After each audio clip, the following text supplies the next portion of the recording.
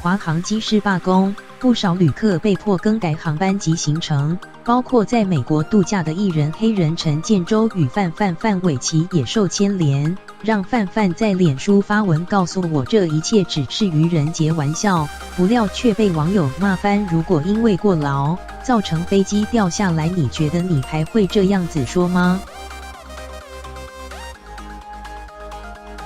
陈建州和范玮琪趁过年连假，带着双胞胎飞翔和保姆小亨宝到美国洛杉矶度假。除了去迪士尼乐园、乐高乐园，还去看了 NBA 篮球赛，行程相当充实。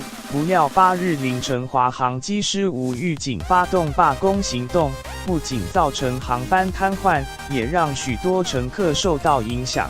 包括范一家也受牵连，于是今9日范在脸书发文罢工的华航，求你告诉我这一切只是愚人节开玩笑。但贴文一出，不少网友留言表示支持机师罢工，机师过劳更危险，请华航高层拿出诚意协商，劳资双方无法能沟通就是罢工，支持罢工。有问题请找华航公司高层哟。另外也有网友心疼范一家，最惨的是愚人节还没到，一定超级不便的，当作遇到台风吧。